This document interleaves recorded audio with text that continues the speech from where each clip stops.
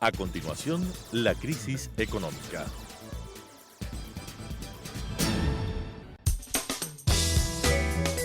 Clasificación B, bajo supervisión de un adulto.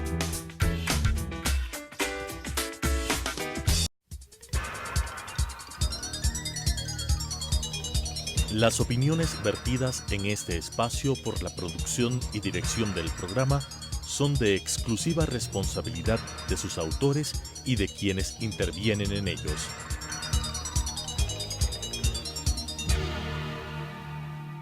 Telesucesos Canal 29 UHF presenta La crisis económica, asuntos de tipo económico, financiero, fiscal, competitividad, sector externo, cómo restaurar los equilibrios macroeconómicos del país, cuáles son sus soluciones para restaurar no solamente los equilibrios, sino iniciar la recuperación económica que todos los ecuatorianos queremos en este país, con la conducción del economista César Robalino Gonzaga. La crisis económica.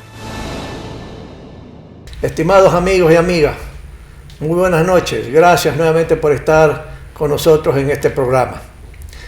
El Gobierno Nacional, estimados amigos, ha enviado un proyecto de ley para reformar una serie de leyes, que son las reformas económicas que todos estábamos esperando. Proyecto que reformará intensamente la parte tributaria, el código de impuestos.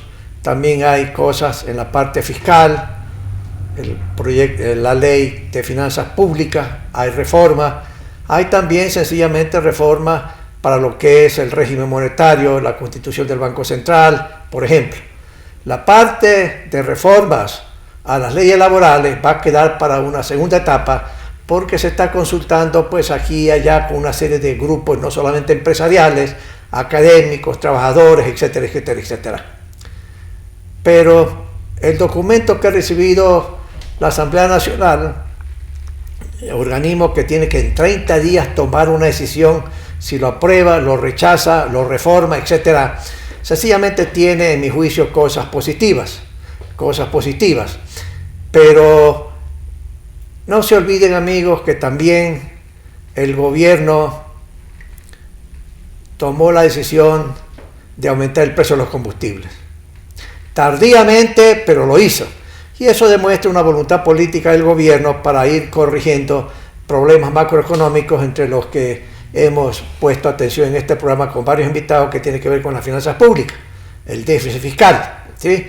Pasó lo que pasó, y es historia, en el sentido de que el presidente retiró el aumento del precio del combustible y se ha creado una comisión que se está estudiando mecanismos a los efectos de que el aumento del precio del combustible, el diésel y la gasolina extra no perjudiquen a los pobres y también impida el contrabando.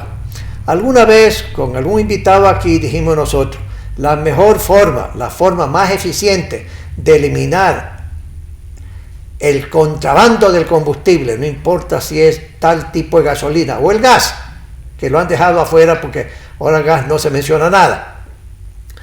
La única forma más eficiente, vuelvo a repetir, es los precios. Si ustedes observan qué precios tiene el galón de gasolina y diésel en Colombia, en Perú, en Chile, en Argentina, no digo Estados Unidos, en Europa, en México, más de $4 el galón de gasolina, igual que en Chile.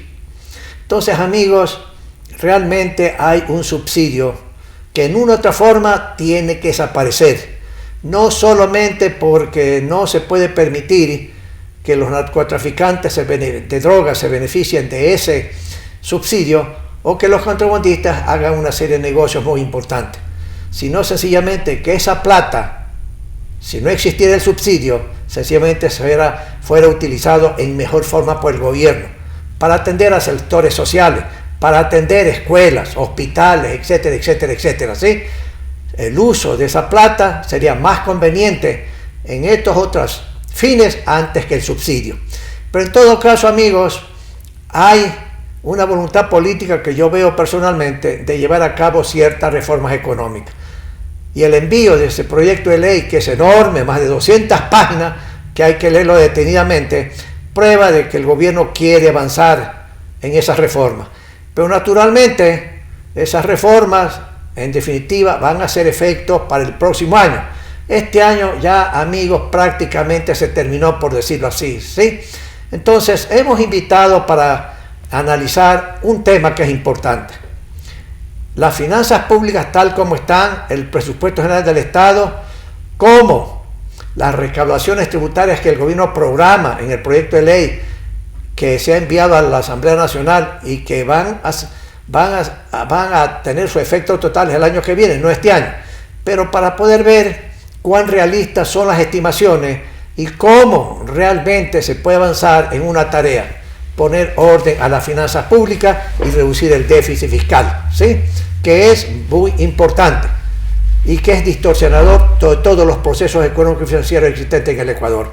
Para este propósito, hemos invitado a un distinguido amigo, el economista Jaime Carrera, que tiene una experiencia enorme en esta materia. Jaime, gracias por estar nuevamente con nosotros en este programa. Cuénteme, independientemente de la reforma que han enviado a la Asamblea en la parte tributaria que luego vamos a ver, pero hoy, sin esa reforma, ¿cómo ve usted el presupuesto general del Estado? ¿Cómo está hasta la última información que existe, que entiendo que hay hasta septiembre, si mal no recuerdo, y cómo se proyecta a fin de año? ¿Qué déficit va a haber? ¿Qué forma usted cree que el gobierno va a cubrir el déficit? Por favor, Jaime. César, usted mencionaba que está por presentarse el presupuesto el próximo año. Ajá. Y es muy importante porque hay que recordar, cuando presentaron el presupuesto de este año, Ajá. usted recordará que conversábamos y lo dijimos al país, que estaba sobreestimado en los ingresos tributarios en 1.000 millones de dólares. Claro. Y que iban a recaudar 1.000 millones por concesiones o venta de activos. Y en su momento dijimos que no era responsable presentar un presupuesto así. Pero ahí, Jaime, le interrumpo. Lo que el gobierno tiene que hacer al presentar la nueva reforma, ser totalmente objetivo y realista. No hacer sobreestimación de ingresos en recaudaciones, porque la economía no solamente que no va a crecer, sino que el crecimiento va a ser negativo. Exactamente, y eso es lo importante. Es importante el antecedente, porque presentar un presupuesto con esas magnitudes de sobreestimaciones no es responsable y es engañarse a sí mismo, claro, e engañar al país. Claro. Entonces el presupuesto del próximo año tiene que ser absolutamente responsable, claro, bien hecho, para que se le diga al país la realidad, porque si no vive el país lo que está viviendo ahora, ¿no? Claro. Una ficción de cosas. Bueno, con ese antecedente, en este año el déficit de presupuesto va a ser 5.000 millones. Más o menos. Más cifras, 5.000 millones de dólares. El gobierno lo está financiando como antecedente, 5.000 millones de dólares de déficit, más en términos gruesos 5.000 millones de amortizaciones de deuda. Capital. Esas son las necesidades de financiamiento. Y recuerde usted que desde hace algunos años estamos hablando de estas necesidades. Sí, de un monto de 10.000 millones. Esos 10.000 millones, ¿cómo está financiando? ¿Cómo está cubriendo el gobierno? 3.000 millones de bonos basura, 1.000 en enero y 2.000 recientemente, 3.000. Son más o menos unos 3.000 millones de los organismos multilaterales, de acuerdo con el fondo, BID, Banco Mundial, CAB, etcétera. 4.000 millones de 445 millones de venta anticipada del petróleo. Está incurriendo ya en atrasos. A septiembre los atrasos del presupuesto son 800 millones de dólares. Y además conozco que el gobierno está tratando de conseguir 1.500 millones de dólares más en lo que dicen operaciones no estructuradas o colocación privada de papeles. Algo parecido a lo que se hizo con Goldman Sachs de 500 millones y otro tipo de operaciones. Comprometiendo el oro. Comprometiendo algunas, no sé si vayan a comprometer el oro. También estos 400 millones que se habla para Casa para Todos, de un bono social. Y también se está hablando de una suerte de negociación de facturas futuras del petróleo, no sé, algo de eso lo ha dicho el mismo Ministerio de Finanzas, ¿no? Entonces mire usted todo lo que hay que hacer en un año para tratar de financiar este año el déficit, ¿no? El próximo año vamos a tener un déficit casi igual que este año en el presupuesto, 5.000 millones de dólares. Y y amortizaciones por un valor parecido, 5.000 millones más.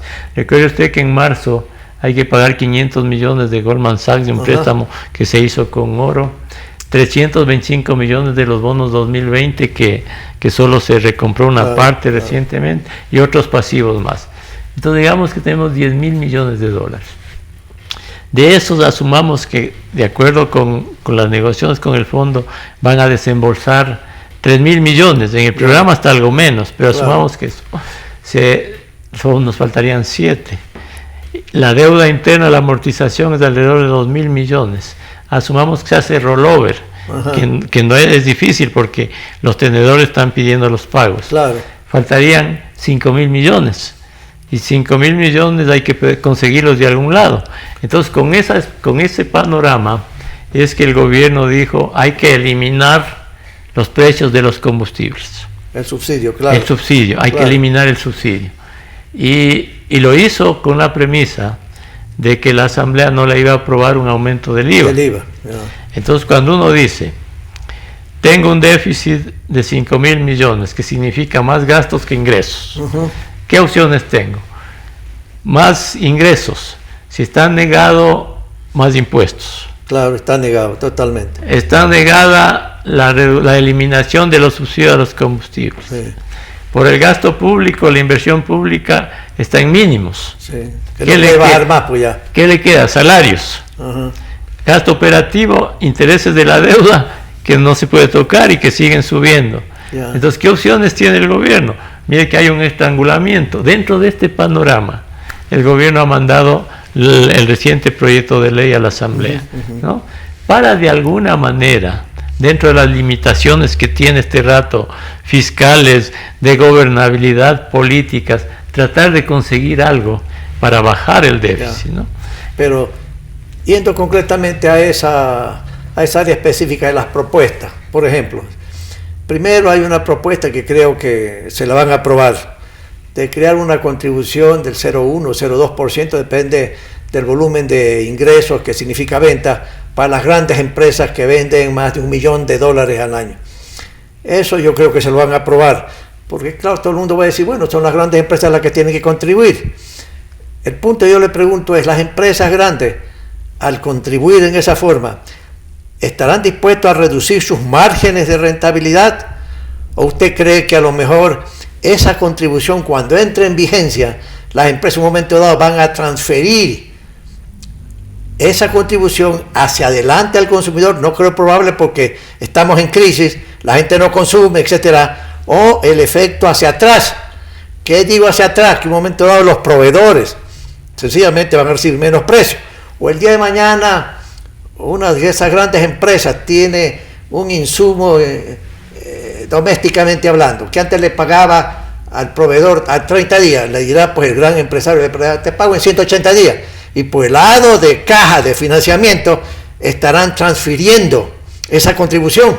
Ahora, hay efectos que se pueden dar de esa naturaleza, entonces uno puede esperar que las empresas digan, no voy a transferir este efecto a ninguna parte, ni atrás ni adelante, y más bien yo lo voy, de mis ingresos netos, voy a contribuir con el país. ¿Usted cree que eso puede darse? Partamos de que el impuesto primero es sobre el total de la facturación o de los ingresos del 2018. Sí. ¿Sí? Del total de los ingresos. Pero habrá empresas que si uno se factura sobre el total de los ingresos, a lo mejor esas empresas tenían pérdidas, ¿no? Porque de las empresas grandes, claro, o pequeñas, las más pequeñas, porque una empresa dice tengo ingresos menos costos, tengo utilidad, claro, o pérdida, pero si esas empresas tenían pérdida y usted le graba los ingresos, claro, van a tener más pérdida. Entonces es peligroso para una empresa. Es peligroso, claro, para una empresa, pero al margen de eso, las empresas van a optar por varias posibilidades, ¿no? Van a medir. Una, si es que el Ecuador tiene un problema de demanda, sin duda, hay desempleo, hay subempleo, el mismo circulante de dólares en la economía es escaso, entonces es posible que que se cuiden de que la falta de demanda les afecte más en las ventas, claro. Y se vean obligados a absorber ese costo, a su vez reajustando otros costos o bajando su nivel de rentabilidad, porque sí es cierto que en algunas empresas este movimiento, esta adaptación de las empresas a una nueva normalidad que es menos demanda, menos dólares, les obliga a ajustar los márgenes a una economía dolarizada, porque sí es cierto que algunas empresas en una economía dolarizada tienen márgenes muy elevados, ¿no? Entonces sí es posible que ellos adopten por varias opciones. Tengan cuidado en la demanda que es escasa, tengan cuidado en a lo mejor bajar otros costos para asumir esto, o en el último término asumir eso en su rentabilidad para absorber esto, ¿no? Claro. Y tengamos en cuenta además que esto es por 3 años, ¿no? Ahora, Jaime, yo personalmente creo que se lo van a aprobar en la Asamblea esa parte. Sí. Ahora, el gobierno estima que las reclamaciones por eso será un monto de 530 millones, dicen, en 3 años. En 3 años. Son 170 por año, ¿no es cierto? Por año. Pero en la reforma, en el proyecto, hay un conjunto de cosas, ¿no? Ajá. Por ejemplo, más ingresos por este impuesto. Por ese impuesto. A las personas que ganan $100,000 al año, se les está diciendo, ustedes ya no van a tener deducciones de educación, de salud, de arrendamiento, todo. Bueno, entonces, Jaime, le digo, de salud no creo que vayan a aprobar, porque eso impacta más que a la gente de clase media, a la gente pobre. Claro. El 12% también, fíjese, o el impuesto a la renta, lo que tiene que ver con, hay otras deducciones para la gente pobre o la gente de bajo ingreso. Pero hay lo que puede ser los otros tipos de gastos personales, pero aquí por ejemplo para lo que es vivienda, escuela, digamos educación, eso también sí puede funcionar, porque se lo pueden aprobar. Pero aquí lo que se supone es que lo que están pretendiendo es que si alguien gana mensualmente $8,000, 8,000 y pico, sí, mensuales, esas personas con ese ingreso contribuyan, no van a tener las deducciones, ¿no? Eso implica el efecto equivalente a aumento de impuesto a la renta personal. Exactamente, es el efecto de aumento de impuesto a esos niveles de ingresos. Ajá. Es algo discriminatorio, sí, y me parece que no está muy bien concebido, ¿no? Porque en el aspecto tributario hay que ver temas de generalidad, de universalidad. Lo que pasa, Jaime, es que cuando hay crisis de esta naturaleza y cuando hay las restricciones para crear ingresos adicionales y reducir gastos, cuando hay ese tipo de cosas, los gobiernos, los tecnócratas en el gobierno andan buscando cualquier cosa, por más razonable o irracional que sea, ¿verdad? Pero más o menos cuánto eso, según estimación, les va a dar. Miren, no hay estimaciones claras, y este es otro de los problemas, ¿no? Tienen una estimación confiable. Porque no hay una estimación confiable. Porque no hay datos para hacer la estimación. Y el gobierno debió presentar el proyecto con todas las estimaciones. Claro. Y esta es otra falla. Pero ahora el otro ítem, Jaime. Van a establecer un impuesto a cada funda plástica de 10 centavos. ¿Qué le parece eso? Allí también, el proyecto enviado dice que se va a grabar, la base imponible va a ser el total de fundas distribuidas por los distribuidores a los comercializadores. No está muy claro esto, ¿no? No está muy claro cómo va a rendir. Hay muchas cosas que no están muy claras, pero uno mira, si dice, estos van a ser los flujos de ingresos, y por el lado de los egresos, el Estado va a dejar de percibir el impuesto a la salida de divisas por una parte. Va a gravar en el 2,5% el ISD, a bajarle a la mitad para materias primas, bienes de capital e insumos. Entonces, menos plata para el gobierno, menos plata por el otro lado. Pero es positivo porque baja la estructura de costos para los empresarios. Eso es positivo, hay muchas cosas que son positivas. Menos recaudaciones. Exacto, pero entonces, además dice, el IVA les voy a devolver a los municipios, a los consejos provinciales, al IES, en 90 días. A los exportadores les voy a devolver automáticamente el impuesto. Divisas, todo eso es menos liquidez a la caja pública. Entonces, en el neto, entre más y menos, es incierto cuánto va a rendir. Y yo he conversado con algunos tributaristas y me han dicho entre 200 y 300 millones. Netos. Entonces no está, no es nada. No es y nada, eso no está fundamentalmente claro, ¿no? para el año que viene. Esto para el año que viene. Pero ahora, el tema de fundas plásticas, quiero decirle una preocupación mía, ¿no? Me dicen los industriales de ese sector que el costo de cada funda es 1 centavo. Entonces dice, si se pone o se aprueba 10 centavos, cuando el costo es 1 centavo, la industria correspondiente va a entrar en una crisis, dice. Claro. Y que el gobierno debería, y los asambleístas, tener presente de que el sector de la industria de plásticos es un sector importante en términos de creación de empleo. Claro. Y el valor agregado que tiene el PIB, si mal no recuerdo, creo que debe estar en 4% del PIB. Claro. Entonces, ya la presidenta de la Cámara de Industria de Guayaquil, escucho, razonablemente dice, señores del gobierno y asambleístas, si eso se aprueba, entra en crisis el sector de industria plástica. Y eso implicará más desempleo. Tenga cuidado. Pongan un impuesto, sí, pues el tema del medio ambiente, que de repente los océanos están inundados de plástico, etcétera, etcétera, etcétera. Que los pescados, que las ballenas se comen el plástico, etcétera, y luego a través de los alimentos que es pescado nos llega a nosotros, seres humanos, etcétera, etcétera, etcétera. Pongan algo razonable, no los 10 centavos, porque si no hay problemas. Pero ahí tampoco hay, parece ser, una estimación razonable. No hay estimación de nada realmente. Entonces, Jaime, fíjese, póngale 200, 300 millones, usted estima neto para el año que viene, ¿verdad? Pero además ahí mire que están cambiando las tarifas de impuestos a los vehículos, a las matriculaciones. Ajá. También ahí hay otro rubro que no está claro. Se está hablando que ahí lleva oculto un impuesto al rodaje, no sé si eso sea así, pero están cambiando las tarifas de algunas cosas. Entonces, estos son los errores de los gobiernos, ¿no? Que en la desesperación de tener más ingresos mandan este tipo de proyectos que... Ahora, Jaime, le interrumpo, ahora fíjese ya. Asumamos en una otra forma, en forma razonable, en forma irracional, lo que sea, no importa.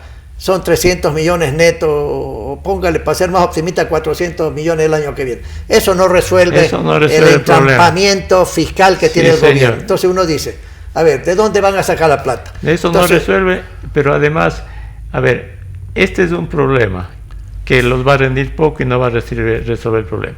Luego tenemos cómo va a quedar la reducción de los subsidios a los combustibles. Ajá, claro. Es decir, este rato se supone están conversando, tratando de focalizar. Allí también habrá ingresos y cuánto se egresará por dar a los sectores pobres y no se sabe, ¿no? Pero vamos a asumir que entre las dos cosas, entre la focalización, la reducción se está hablando de la gasolina extra, ¿no? Ya, pero póngale, Jaime, solamente conversamos, póngale, en el mejor de los casos, el nuevo mecanismo que van a crear, con los controles que van a crear, que dirán cupos a través de las placas, oiga, una tarjetita magnética, lo que sea. Supóngase que todo eso es aquí para proteger a los pobres, a los campesinos, a lo que sea, porque en el área rural no solamente hay poblaciones indígenas, pues en la costa ecuatoriana son montubios, pues, pero bueno, póngale 500 millones más, sí, solamente por suponer. Ya, digamos que son 500, si el déficit es 5.000, les falta 4.500 millones, ¿no? 500 más 200 y 300 que decíamos anteriormente, 700, 800 de 5.000. Eso, ¿cómo? ¿De dónde? Digamos que falten 4.000 millones. Yo voy, de dólares. No es que estoy de acuerdo en lo que le voy a decir, pero cuando los gobiernos, antes de Correa también, no tenían muchos recursos, decían lo siguiente: a ver, ¿cuánto le pago al seguro por el 40%? Qué sé yo, pues $1.000 millones. Y de repente se atrasaban en los pagos. ¿Usted cree que eso está en juego para el día de mañana? Sí, eso está en juego, y no solo que está en juego, sino que va a tener que hacer eso el gobierno. No sé, César, habría que ver que el programa con el fondo tiene que rediseñarse. Sí. ¿No? Ha cambiado totalmente. Y yo le digo, no sé si usted está de acuerdo conmigo, yo creo que una vez que el gobierno se sienta nuevamente con el FMI y le dice, mira, te pruebo que sí tengo la voluntad política de corregir, pero mira lo que ha pasado con gasolina, mira esto de aquí, mire. Así que fondo, por favor, no me presione más allá de lo que es razonable, así que vaya desembolsando y reconfiguramos el acuerdo. Yo creo que eso va a pasar. Claro, pero al margen del fondo. Pero eso no será buen mensaje para los mercados. Claro, pero por sentido común, ¿no es cierto? Con el fondo tendrán que sentarse en una mesa y decir, el fondo les va a decir, a ver, ¿cuánto realmente de esta ley se va a obtener? Claro. ¿Cierto? Uno. Y ya expidan el decreto de la reducción de subsidios para ver cómo queda. Claro, para ver cómo queda. Con estos números van a decir, entonces, ¿cuáles van a ser estos ingresos? ¿Cuáles van a ser estos gastos? Y el fondo les va a decir, no les va a alcanzar esto, entonces tienen que reducir más el gasto público, inevitablemente. Y les va a decir, recuerden, país, recuerden, gobernantes, que la reducción de salarios que estaba en el programa inicial ya le pasamos para el próximo año. También se pasó para el próximo año la reducción en bienes y servicios. Entonces, a ver, ahora pongámonos serios y establezcamos las cifras como corresponden. Y si estamos bien en estas cifras, ¿cuánto vamos a dar como fondo y como multilaterales y cuánto nos va a faltar? Lo ideal sería, no lo ideal siquiera, que reordenen esto, establezcan las reales necesidades de financiamiento.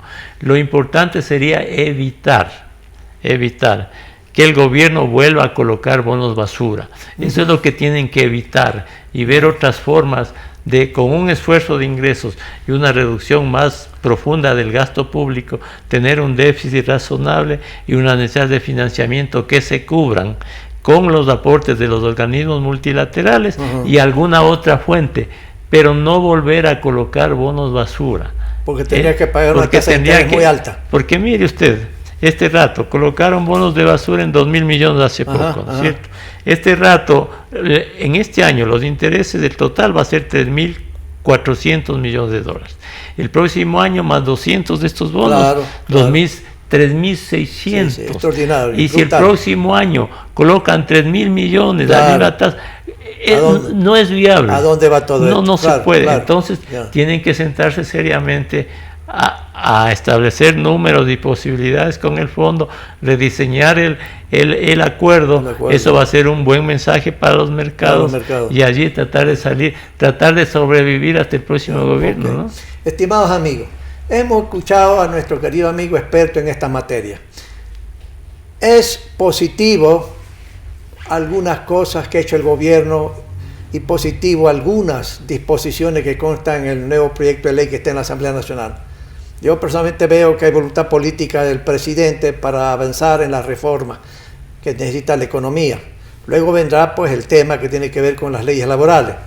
Pero amigos, de lo que hemos charlado aquí con don Jaime Carrera, vemos que el gobierno este año y el próximo año va a seguir entrampado en la parte fiscal. El déficit fiscal para el año que viene, tal como se ven las cosas, serán pues sencillamente más de 4.000 millones.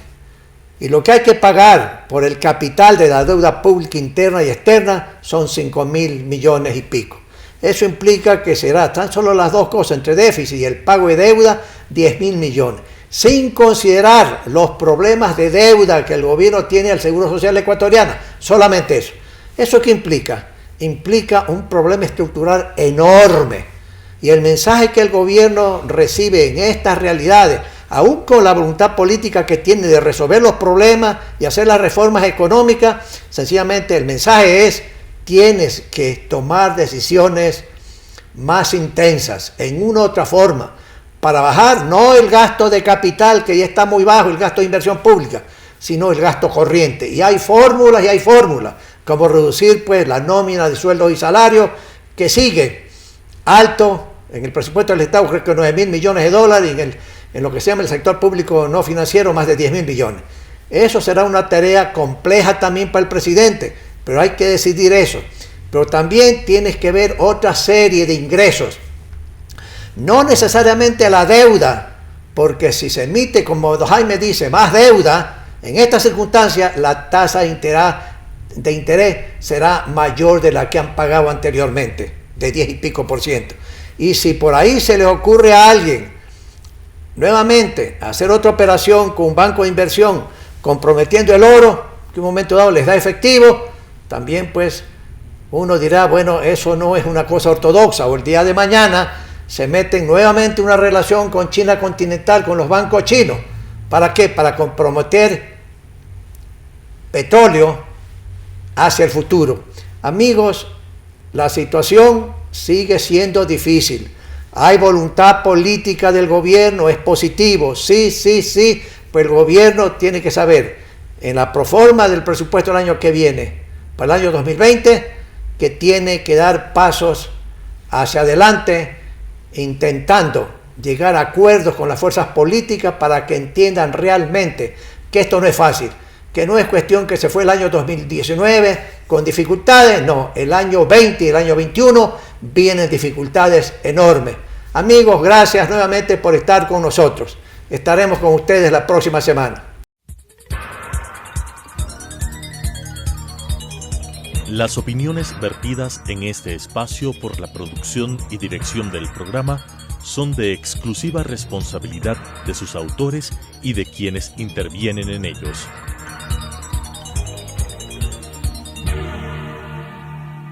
Telesucesos Canal 29 UHF presentó La crisis económica, asuntos de tipo económico, financiero, fiscal, competitividad, sector externo, cómo restaurar los equilibrios macroeconómicos del país, cuáles son sus soluciones para restaurar no solamente los equilibrios, sino iniciar la recuperación económica que todos los ecuatorianos queremos en este país, con la conducción del economista César Robalino Gonzaga.